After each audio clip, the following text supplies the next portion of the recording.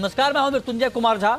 शाम के 5:30 बज चुके हैं और अगले आधे घंटे तक आपके सवालों का सबसे बड़ा मंच तैयार है। अगर आपने कमोडिटी में ट्रेड किया है या फिर नया ट्रेड करना चाहते हैं, जानना चाहते हैं कि आपके लिए कहां पर कमाई के मौके हैं, तो आप सवाल पूछिए। नंबर आप नोट कर लें 02223001634। इसके अलावा आप 02223001635 पर भी अपना सवाल पूछ सकते हैं।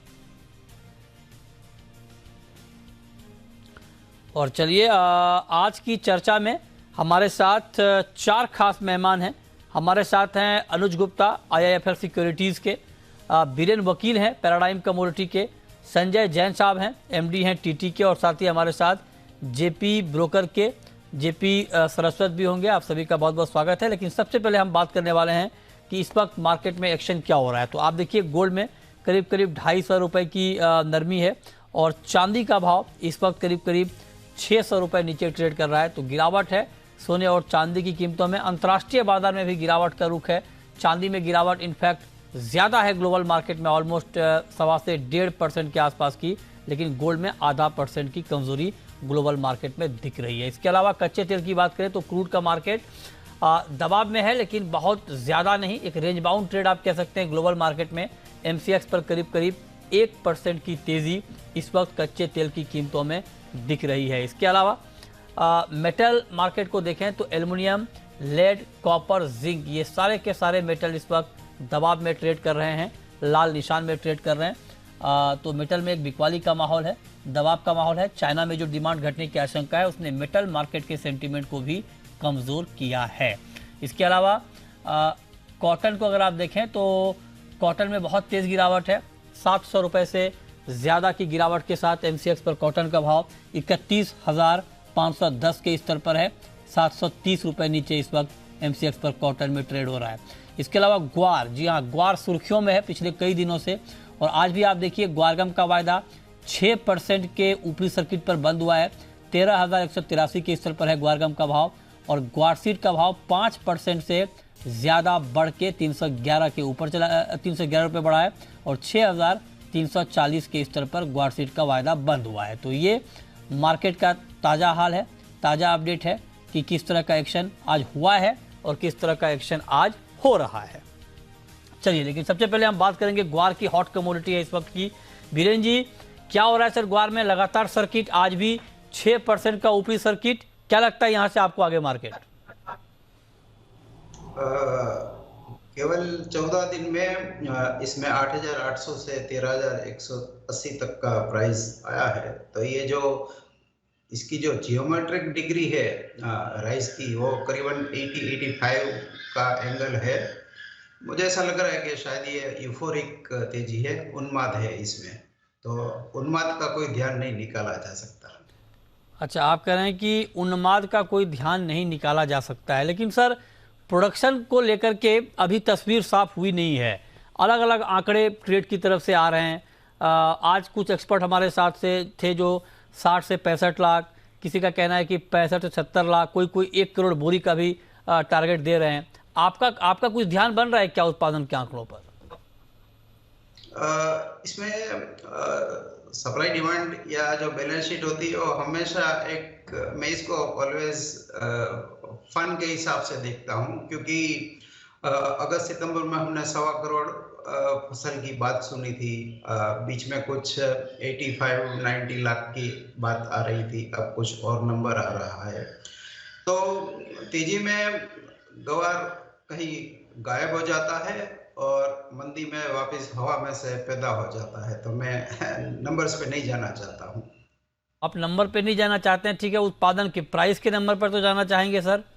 आपके हिसाब से जो फंडामेंटल इस वक्त मौजूद हैं मार्केट में, उसके मुताबिक प्राइस क्या होना चाहिए था, या क्या प्राइस अभी आगे हो सकता है? क्या होना चाहिए वो मुझे पता चला तो मैं चलता, तो मैं इस बार बहुत जल्दी लॉन्ग में आ जाता। अपनी लास्ट टाइम बात हुई थी 2-3 वीक पहले, तब मुझे ऐसा लग रहा था बार 6,000 क्रॉस करेगा, बट ये ओवरशूट हो गया है। तो इस भाव पे मैं बाई साइड में रहना नहीं चाहता हूँ। अच्छा, अनुज जी, आपका टेक? मित्तल जी देखिए, फंडामेंटल तो यहाँ ट्रैक करने थोड़े से मुश्किल है, बट हाँ टेक्निकल पॉइंट ऑफ व्यू से जो हम देख रहे थे कि 5400 का पहला स्तर था वो ब्रेक किया, फिर 5800 का ब्रेक किया, अब 6000 का लेवल ब्रेक किया, तो अब कहीं ना कहीं मार्केट जो है वो अब एक ओवर बॉट जोन में जाती हुई दिख रही है। आज हमने एक मॉर्निंग में प्रॉफिट बुकिंग देखी थी, अगेन फिर वहां से फ्रेश खरीदारी देखने को मिली है। तो डेफिनेटली अगर हम टेक्निकल चार्ट्स के माध्यम से देखें तो जब भी कमोडिटी ऊपर की तरफ जाती है तो ये माना जाता है कि क्रॉप में कुछ इशू हो सकता है। तो हो सकता है कि जो क्रॉप का नंबर्स हैं, पैदावार के जो नंबर है वो हो सकता है कुछ कम आते हुए दिख रहे हो, जिसकी वजह से प्राइस इतना फ्लक्चुएट कर रहा है। या फिर अगर हम दूसरी तरफ देखें तो एक्सपोर्ट डिमांड भी यहाँ पर देखी जा सकती है, जो कि दिखने में भी आ रहा है कि जो ग्वार गम की एक्सपोर्ट डिमांड है उसे काफी हद तक सपोर्ट मिला है। तो डेफिनेटली जो ट्रेंड बना है ग्वारसीड ग्वार गम का, वो नो डाउट कि वो पॉजिटिव साइड में जाता हुआ दिखा है, और हमें लगता है कि अभी और कुछ इसमें मोमेंटम बाकी है जो कि ऊपर की तरफ जा सकता है। तो नेक्स्ट अगर हम लेवल की बात करें तो 6400 6500 ग्वार सीड में, और करीबन 13300 से लेकर 13500 तक ग्वार गम में लेवल देखे जा सकते हैं। ठीक है, हमारे साथ जेपी सारस्वत हैं, जोधपुर से जुड़ रहे हैं, जेपी ब्रोकर के। सारस्वत जी, बहुत बहुत स्वागत है आपका। आप तो चूंकि स्पॉट में हाजिर में डील करते हैं, जरा हाजिर मार्केट का फ्लेवर बताइए सर कि स्पॉट मार्केट में इस वक्त क्या चल रहा है, क्या स्टॉकिस्ट बड़े पैमाने पर बाई कर रहे हैं ग्वार, क्या चल रहा है इस वक्त मार्केट में? ग्वार के तो है, बाइट तो है, ऐसी बात तो नहीं है, बाइट नहीं हो वो बात तो नहीं है। हेलो जी, तो बाइंग हो रही है स्टॉकिस्ट की? हाँ जी हाँ जी हाँ जी हाँ जी। अच्छा, तो क्या सेंटीमेंट है अभी मार्केट का, आपको क्या लग रहा है? सेंटीमेंट जब तक बाहर है तब तक तो ठीक सही है। अच्छा, तो अभी क्या लग रहा है आगे आपको, सप्लाई कुछ और कम होने वाली है क्या, कैसी सप्लाई रहेगी आगे? जैसे जैसे भाव बढ़ेंगे तो सप्लाई कम हो जाएगी साहब। तो अभी सप्लाई कम हुई है कुछ पिछले कुछ 2-3 दिनों में? हाँ, अभी सप्लाई कम हुई है। कितनी सप्लाई है? कितनी के तो कोई अनुमान तो है नहीं साहब इसका। अच्छा, बाकी मंडियों के अंदर आमदनी की रिपोर्ट आ रही है 40 से 50 हजार बोरी की पर डे की। अच्छा, ओके। तो आपके हिसाब से प्राइस का कुछ टारगेट आपके पास, आपके ध्यान में कुछ है? क्या थी साहब? प्राइस कहाँ तक जा सकता है? प्राइस कहाँ तक, जब तक ये बाहर है तब तक तो प्राइस बढ़ता रहेगा, जिस दिन ये प्राइस रुकेगा बाहर रुकेंगे उस दिन प्राइस घट भी जाएगा साहब। ठीक है, चलिए शुक्रिया जेपी जी आपका जुड़ने के लिए। तो आप कह रहे हैं कि डिमांड है इस वक्त स्टॉकिस्ट की, और जब डिमांड कम होगी या रुकेगी तब एक बार फिर से दाम यहाँ पर नीचे आ जाएंगे। तो ग्वार को लेकर एक बार ठीक है कुछ भी, क्योंकि 6000 भाव आ जाएगा या 6000 से ऊपर चला जाएगा, इतनी जल्दी चला जाएगा इस बात की संभावना किसी ने जताई नहीं थी। तेजी वाले लोग भी ये कह रहे थे कि हाँ 6000 जाएगा, थोड़ा वक्त लगेगा, लेकिन बहुत जल्दी भाव गया है। देखते हैं आगे तस्वीर क्या होती है। बहुत शुक्रिया जेपी जी आपका जुड़ने के लिए। चलिए आगे बढ़ते हैं, अब हम बात करते हैं कॉटन की। जी हाँ, कॉटन में भी आप देखिए कि आज बहुत तेज गिरावट का माहौल कॉटन में बना है, और एमसीएक्स पर कॉटन का भाव 730 रुपये नीचे है, 2.25% के आसपास की कमजोरी है, 31,510 ये एमसीएक्स पर कॉटन का भाव है। बीरेन जी, क्या लगता है सर आपको कॉटन का मार्केट अभी? कॉटन यार्न की स्थिति काफी खराब है। चाइना में आज कॉटन यार्न का जो कंजम्पशन आया वो ये साल का 9 महीने का लो है, और वैसे 10 साल का लो नंबर है। तो मुझे यहाँ की फसल भी वेल सप्लाइड मार्केट लग रहा है, और डिमांड की काफ़ी कमजोरी है। गारमेंट सेक्टर, टेक्सटाइल में भी काफ़ी कमजोरी है। तो मैं समझता हूँ यहाँ से अभी भी सिग्निफिकेंट डाउनसाइड में भी 3-4% की और भी बची है, में भी हम 30,200 तक जा सकते हैं। ठीक है, हमारे साथ संजय जैन साहब हैं, एमडी हैं टीटी के। संजय जी, बहुत बहुत स्वागत है आपका। क्या हो रहा है सर कॉटन में ये गिरावट? सर कॉटन में देखिए अभी बीच में बहुत फास्ट तेजी आई थी अनएक्सपेक्टेड, तो दिस इज वो टेक्निकल अपवर्ड था। ओवरऑल देखिए वीकनेस है कॉटन में, क्योंकि डिमांड बिल्कुल नहीं है ना यार्न में ना गारमेंट्स में। तो I think so we are locked in a range. अब अगर आप देखें 60,000 से 70,000 रुपया कैंडी के रेंज में हम लॉक्ड है। तो जब अपर लेवल के पास आते हैं तो गिरावट आ जाती है, नीचे के लेवल पर आते हैं तो तेजी आ जाती है। तो अभी क्या लग रहा है सर आपको, आगे क्या होगा? अभी इसी रेंज में रहेंगे एटलीस्ट टिल जनवरी। उसके बाद में अगर डिमांड इम्प्रूव होती है तो देखिए बेरिश तो नहीं रहना चाहिए अपने को। अगर डिमांड इम्प्रूव होती है तो जनवरी फरवरी में फंडामेंटल रीजंस के कारण, कॉटन अवेलेबिलिटी के कारण हम वापस एक नया तेजी देख सकते हैं। बट फिलहाल तो अभी रेंज बाउंड रहेगा, and I would be on the bearish side at the moment. अच्छा, तो आप कह रहे हैं कि अभी तेज़ी की गुंजाइश नहीं है, जनवरी के बाद ही मार्केट में कुछ मोमेंटम बनेगा। शुक्रिया संजय जी आपका जुड़ने के लिए, कॉटन पर अपना व्यू देने के लिए। लेकिन एक खबर और है कि गोल्ड मिनी के ऑप्शन में बहुत अच्छा ट्रेड हुआ है, शानदार रिस्पांस मिला है। 18 नवंबर को रिकॉर्ड टर्नओवर देखने को मिला है गोल्ड मिनी के ऑप्शन में और 513 करोड़ रुपए का रिकॉर्ड कारोबार हुआ है और 4,902 लॉट का ओपन इंटरेस्ट देखने को मिला है। तो गोल्ड मिनी ऑप्शंस को शानदार रिस्पांस यहां पर मिला है। चलिए आगे बढ़ते हैं और अब बात करते हैं कि गोल्ड में आपको क्या करना चाहिए। गोल्ड का मार्केट 225 रुपए नीचे है। बीरेन जी, क्या जो तेजी हमने देखी थी पिछले हफ्ते, क्या आपको तेजी धीरे धीरे कम होगी सर? क्या यहां से गोल्ड और नीचे आता हुआ आपको दिख रहा है? 1700 का लेवल शायद इसमें ब्रेक होगा। फिजिकल डिमांड बेहद कमजोर है, चार्ट्स भी थोड़े कमजोर हुए थे और जो मेजर ट्रिगर था फेड का और इन्फ्लेशन का, इसे कोई डेटा भी अगले 13-14 तारीख की फेड की मीटिंग तक नहीं है। तो मैं थोड़ा सेल साइड में रहना चाहता हूँ। 52,500 के आसपास शॉर्ट जा सकते हैं। 52,900 का स्टॉप लॉस रख के 51,700-800 का टारगेट रहेगा। ठीक है, तो ये राय आपकी है गोल्ड के ऊपर कि यहाँ पर आपको अभी करना क्या है। 52,363 ये MCX पर गोल्ड का ताजा भाव है, 225 रुपए नीचे। अनुज जी, चांदी पर आपका व्यू क्या है सर? सिल्वर में क्या किया जाए?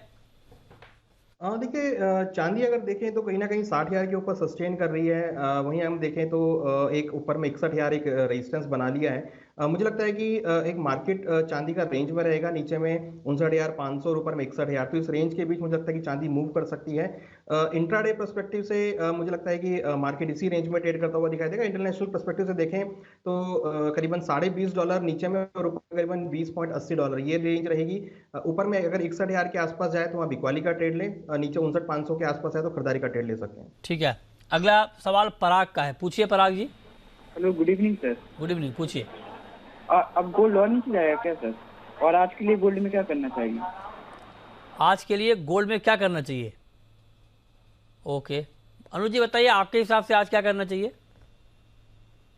देखिए, हालांकि अगर आप इस हफ्ते देखेंगे तो थोड़े से डेटा इस हफ्ते में थोड़े से कम है और हॉलीडे का मूड भी है, तो थैंक्स गिविंग डे के चलते तो ज़्यादा मोमेंटम मैं एक्सपेक्ट नहीं कर रहा हूँ। मुझे लगता है कि अगर हम ओवरऑल देखें तो 52,000 एक अच्छा सपोर्ट रहेगा और ऊपर में करीबन 52,600 एक रेजिस्टेंस का जोन रहेगा। तो इस रेंज में मार्केट ट्रेड हो सकता है। तो अगर ये प्योरली इंट्राडे ट्रेड करना चाहते हैं तो नीचे करीबन 52,100 के आसपास खरीदारी करें, ऊपर में 52,600 के आसपास बिकवाली करें। तो इन दो रेंज के बीच में ये ट्रेड ले सकते हैं और इंट्राडे पर्सपेक्टिव से ट्रेड बनाया जा सकता है।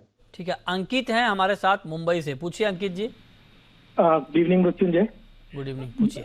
मैंने 2 लॉट नेचुरल गैस बाय किया है 515 रुपए 40 पैसे पे, तो इंट्राडे के लिए क्या करूं? 515 या 815 क्या बताया आपने? 515 पे बाय किया आपने? हाँ जी। ओके, अभी मार्केट है 516 के ऊपर। तो अनुज जी, क्या बने रहना ठीक रहेगा इनके लिए एनजी में भी?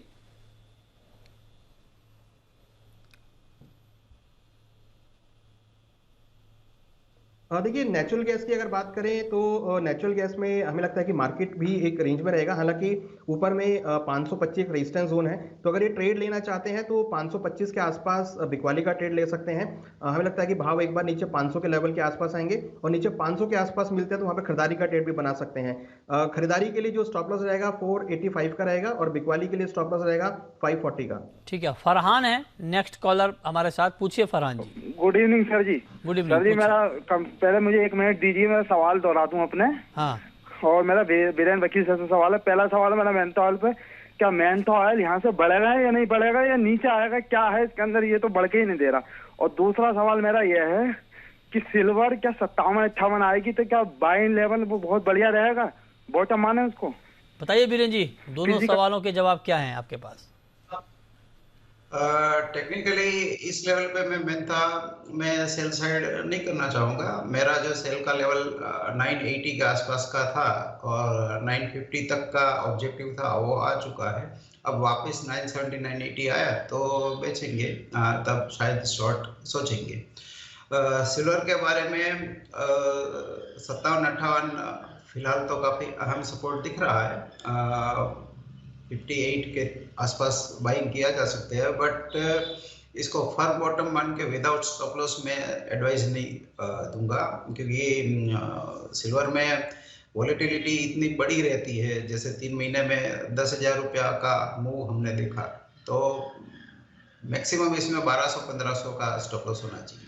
ठीक है, विश्वनाथ हैं अब हमारे साथ, पूछिए विश्वनाथ जी। सर मेरे को नेचुरल गैस के बारे में जानकारी चाहिए थी। हाँ, मैं इसे ले लूं या अभी और थोड़ा इसका गिरने के चांसेस हैं? अच्छा बीरेन जी बताइए, आपके हिसाब से ये बाइंग का प्राइस है जो अभी हम देख पा रहे हैं 516 का? ये ऑप्शन ट्रेडर्स के लिए काफी अच्छी प्रोडक्ट है, बट प्लेन बेट मैं इसमें नहीं प्रेफर करूंगा, क्योंकि ये एक हिसाब से बेटिंग मार्केट है। विकेट गिरी तो मैच हार जाएंगे, सिक्सर गई तो मैच जीत जाएंगे, उस तरह का है। अच्छा, नेक्स्ट कॉलर राहुल हैं मध्य प्रदेश से, पूछिए राहुल जी। सर ये ग्वार कॉम्प्लेक्स पे मैनिपुलेशन कब बंद होगा? ये सवाल आपने ऐसा पूछा है कि जिसका जवाब पता नहीं कौन दे पाएगा आपको। और पहली बात तो ये कि मैनिपुलेशन हो रहा है, इसके क्या प्रमाण है अभी, ये तो आधिकारिक तौर पे कोई नहीं कह सकता है कि मैनिपुलेशन हो रहा है। आपके पास कोई जानकारी है जहां पर आपको लगता हो कि हाँ मैनिपुलेट हो रहा है राहुल जी? ये अचानक जो तेजी है ये सर, ये किसी को समझ में नहीं आ रही है। नहीं, कुछ लोग तो कह रहे हैं कि डिमांड बहुत अच्छी है, स्टॉकिस्ट खरीद रहे हैं, उत्पादन कम हो रहा है, उस वजह से तेजी आ रही है। ये दोनों एनालिस्ट पे बैठे हैं सर, जस्टिफाई है रेट? इनसे पूछिए थोड़ा।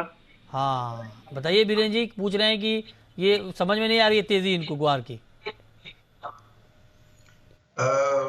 मुझे भी समझ नहीं आ रही है, तो मेरे पास सॉल्यूशन नहीं है। तो आपको तो समझ में आ रही होगी, लेकिन आप बता नहीं रहे बीरेन जी। नहीं, ऐसा नहीं है, बट जो रफ्तार है इसकी, वो रफ्तार देखते हुए शायद अगला करेक्शन भी इतना शार्प हो सकता है। लास्ट ईयर भी ऐसा हुआ था, 8,000 से 13,000 और फिर वापस हमने 8,500 देखा था। अनुज जी बताइए, आपको समझ में आ रहा है? देखिए जब चीज स्टॉक मार्केट में एक चीज है, कमोडिटी मार्केट में अगर किसी चीज का फंडामेंटल समझना है तो उसका टेक्निकल चार्ट देख लेना चाहिए।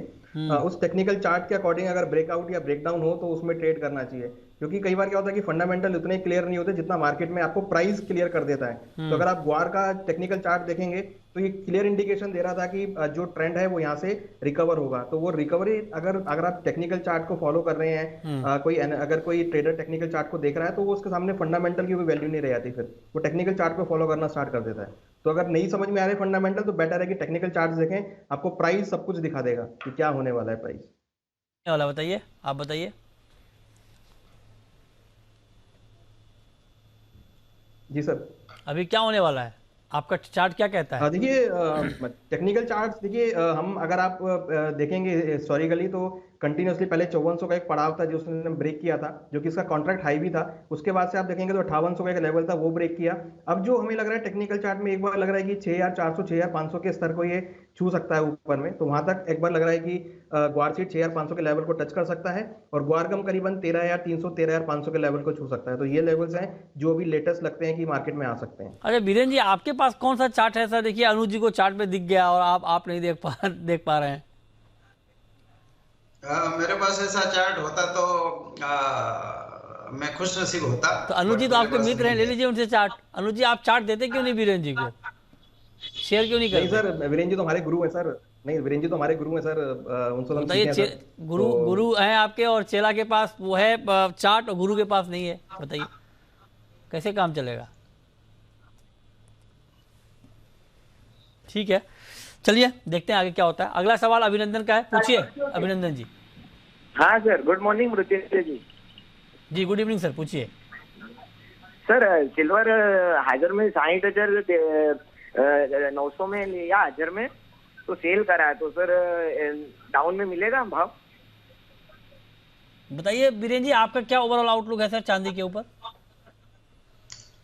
सिल्वर में हेजिंग यानी ब्याज बदला जिसको बोलते हैं, फिजिकल लेके फ्यूचर्स बेचना, इसमें 12-15% मिल जाता है। ये ऑलमोस्ट प्रूवन स्ट्रेटेजी रही है बहुत सालों से, तो मैं ऐसा प्रेफर करता हूँ फिजिकल लेके फ्यूचर्स बेचना। ठीक है जी, ओके। तो ये राय हो गई आपकी चांदी के ऊपर। चलिए, बहुत शुक्रिया बीरेन जी आपका, अनुज जी आपका हमारे साथ जुड़ने के लिए। लेकिन अब आपको बताते हैं, एक अभी बड़ा ऑयल का कॉन्फ्रेंस हुआ हैदराबाद में, वहाँ पर इंडस्ट्री के तमाम दिग्गज जुटे थे और एडिबल ऑयल के मसले पर बात हुई थी।